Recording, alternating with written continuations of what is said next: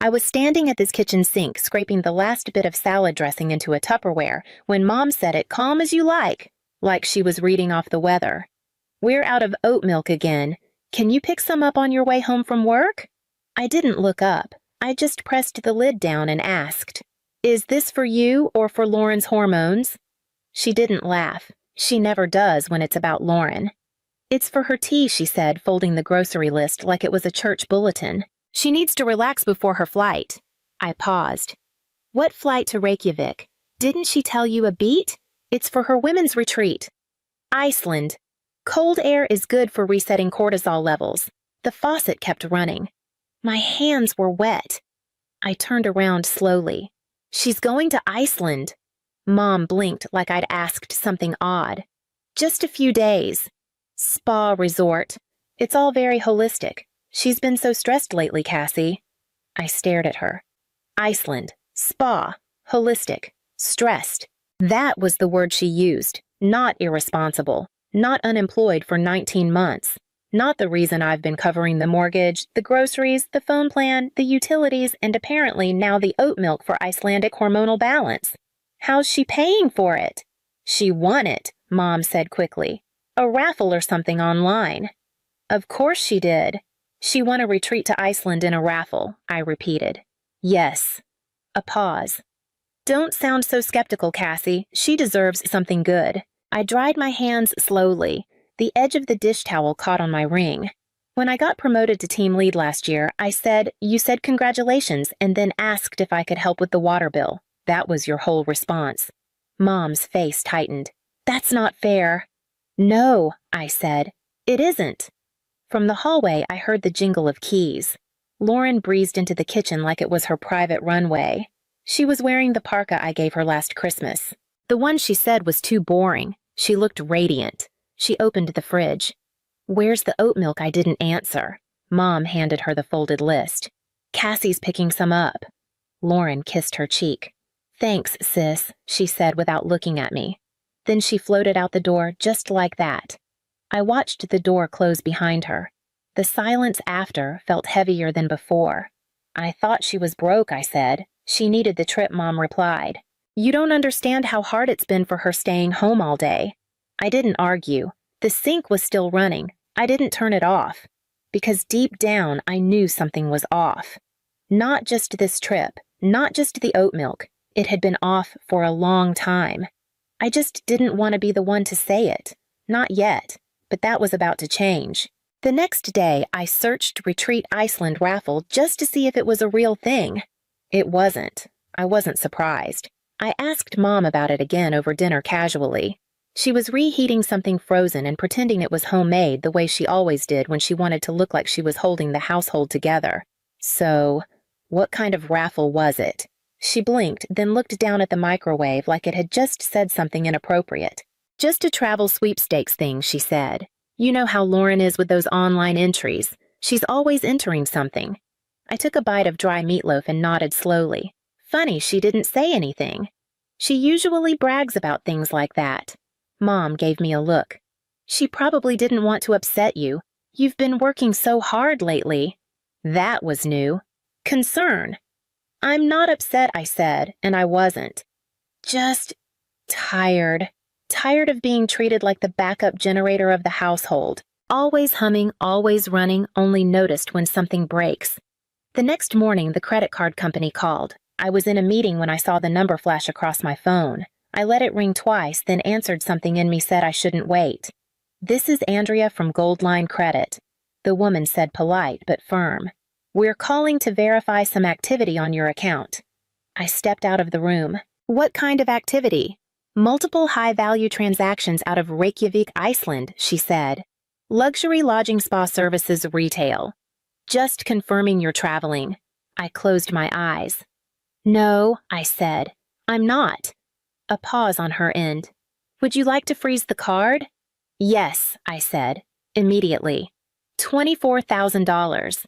That's how much had been charged to my gold card in under 3 days. I scrolled through the itemized report she emailed me: boutique hotel, private tour, thermal spa, 4 restaurants, and something labeled Glacier Heli Excursion. I forwarded it to myself, then printed it at home. I left the pages on the table where Mom always read her paper. I didn't say anything. That evening, I came home to a strangely calm living room. Mom was folding laundry with extra purpose. Dad, who rarely spoke unless ESPN was on, cleared his throat. She didn't mean anything by it, he said. I waited. The card was just lying there. You always leave it out, Mom added. It's not like she stole it. I picked up the page from the table, held it up. $24,000 in 3 days. She thought it was expiring, Mom said quickly. She didn't want it to go to waste. I stared at her. She said that I asked. Mom hesitated, more or less. I didn't say another word, just picked up the paper and went upstairs. On the voicemail, Lauren's voice was chipper. Hey, sis, she said. Looks like the card stopped working. Can you fix that? I still need to book the ice cave tour. Love you. She hung up without waiting for a reply. I didn't tell them right away that the card was frozen. They found out the next morning when Lauren called from the hotel lobby. Mom was in the living room pouring her third coffee of the day. The mug said, Grateful Heart on the front. She says her card isn't working. Mom said, phone to her ear. I didn't look up from my laptop. No, it isn't. She blinked. You turned it off, I reported it stolen. I said calmly. Dad from his recliner. That seems excessive. She took it without asking, I replied. That's theft, last I checked. Mom's voice was tight. You always overreact. Lauren called again. I didn't answer. She left a voicemail. Seriously? You canceled it. I have things booked, Cass. That's incredibly immature. I was going to get you something. That last part, I don't know why that made me laugh. Maybe because it was said with such confidence.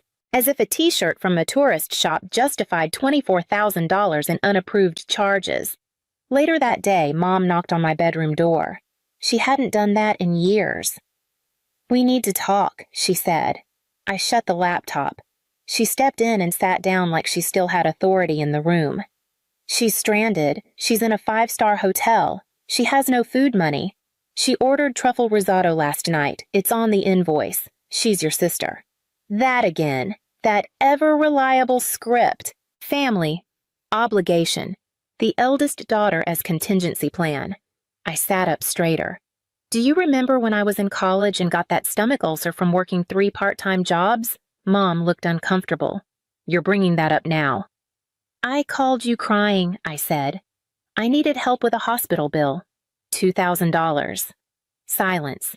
You told me Lauren needed braces more. She pressed her hands together. That was a different time. It was always a different time. She looked older in that moment, not just tired, but exposed. Like the lines around her eyes weren't just from age, but from holding a mask too long. Then she did something I didn't expect. She reached over and put her hand on mine. I know we didn't always treat you fairly, she said. But right now, she really needs you. I didn't pull away, but I didn't nod either. I thought of the voicemail, the receipt, the way Lauren said, fix it, like I was tech support, not her sister. I thought about the day I turned 16 and they gave her a car and me a savings bond. I thought about the time she borrowed my rent money to start a business and then bought concert tickets. And I thought about the house, the deed in the drawer, the one Dad signed over to me 5 years ago when he couldn't cover the back taxes. The deal was simple. I pay, I own it. I thought about all of that and then I smiled. Okay, I said. Mom looked up surprised, relieved. You'll help. I stood and walked to the dresser, pulled open the top drawer and took out a different card. Black, clean, unused. This one's still active, I said, handing it to her. Book her whatever she needs. She took it like it was forgiveness, like the world was right again. I watched her leave the room, and then I picked up my phone and called someone I hadn't spoken to in a while. Grandma, I said, are you still looking for kitchen help at the cafe? The next few days were strangely quiet. Lauren's calls slowed down after the third voicemail. She'd moved from cheerful to annoyed to something that sounded like passive apology. She never said the word sorry, but there were enough sighs and drawn-out pauses to let me know she thought that counted. Mom started moving with a little more softness. Less commanding, more suggestion, like offering a cup of coffee when I came home. Like asking how work was but not waiting for the answer. And me, I smiled. I nodded. I said yes. I handed them a card. It wasn't the gold one. That one was gone dead buried. This one was black newer. It had been sitting in the back of my drawer for over a year. I'd gotten it after a client event never used it. I activated it, set a limit, and handed it over. She still has some things to cover, I said neutral. Flights, meals, whatever. Mom looked like she'd just been handed a second chance. She didn't ask why the card looked different. She didn't ask why I activated one I hadn't touched in months. She didn't ask anything. That was how I knew she was still playing her role, and that she thought I was still playing mine. Lauren texted the next night, cards working. You're the best. I'm bringing back a surprise. I didn't answer. Instead, I packed 3 boxes and booked a moving service for the following Tuesday. Just clothes books, paperwork, the things that mattered. The rest could be replaced or forgotten. I called the realtor the next morning.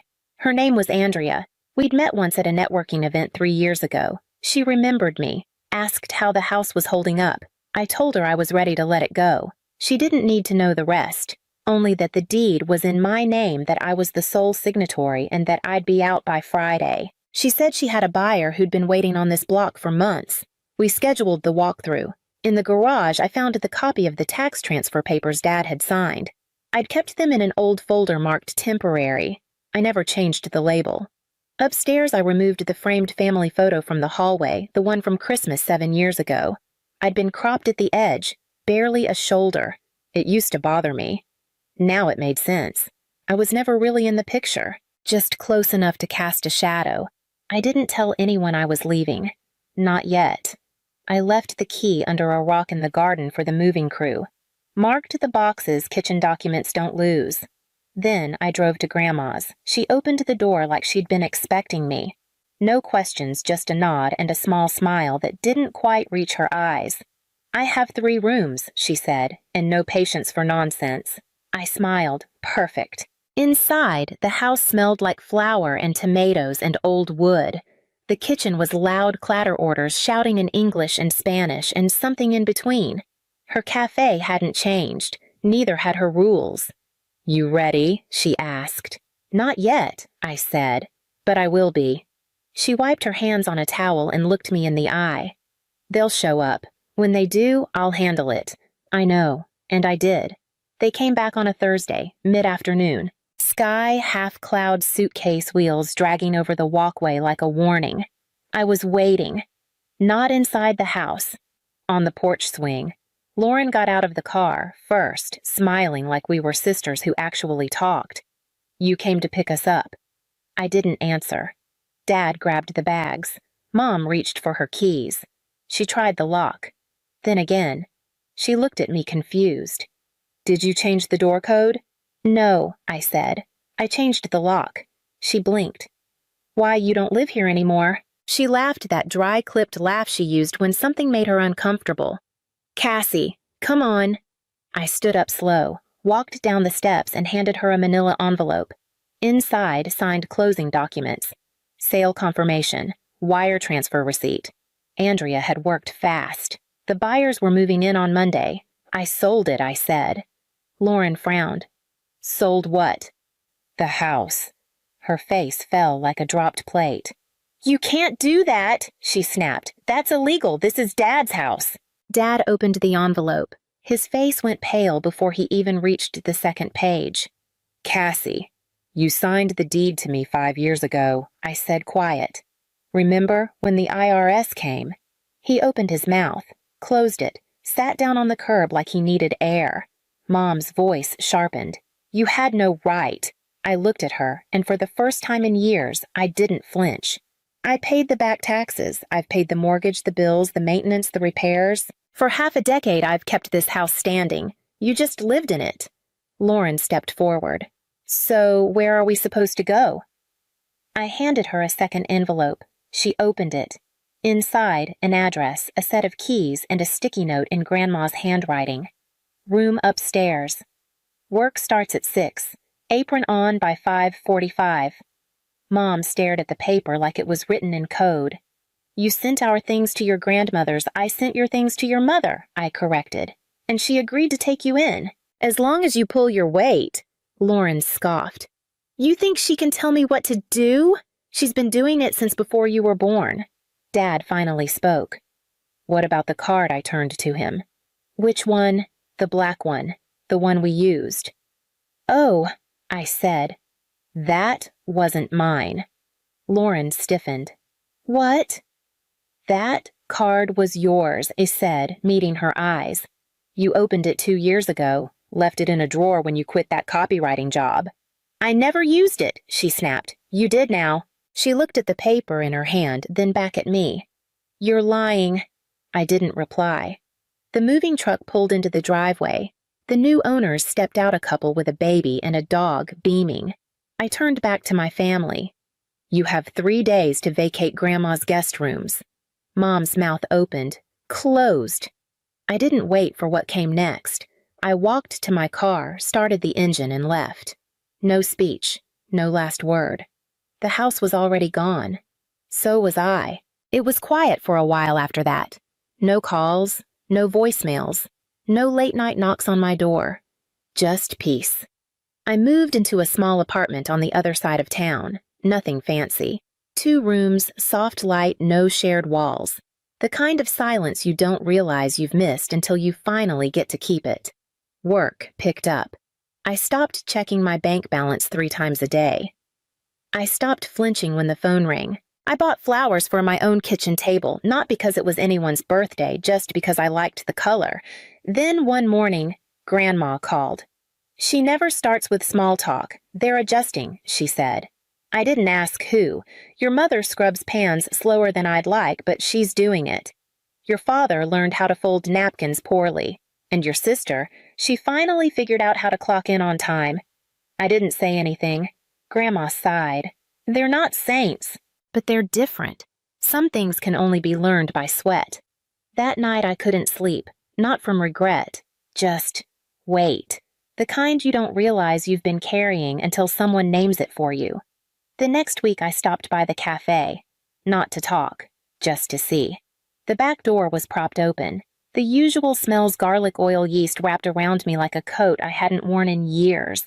Through the kitchen window I saw them. Lauren wiping down Counter's hair, tied back sleeves rolled. Dad folding paper menus into neat stacks. Mom, hands in dishwater mouth, pressed into a line. None of them looked up. I didn't go inside. I just stood there watching. Not with anger, not with pity, just clarity. They looked like people who were finally being asked to hold up their end, and for once, no one was reaching for my wallet. I walked back to my car. Later that week, I got a letter, handwritten. My name in careful cursive I hadn't seen since childhood. Inside one line, you were right. I just didn't want you to be. Mom. No apology, just that. It was enough. I folded it, slid it into a shoebox with a few other things I hadn't thrown out yet. An old photo, a birthday card from Grandma, the receipt for the back taxes I paid the year they nearly lost everything. I didn't cry. I didn't smile. I just closed the lid. Months passed. Seasons changed. Sometimes I'd hear about them secondhand through Grandma or a friend from church. Lauren got a second job. Dad fixed the cafe's leaky pipes. Mom started baking again. None of it made me feel anything big, just something small. Like, maybe... The ground had settled. One Sunday, I walked by the old house. New paint, new flowers, a tricycle in the driveway.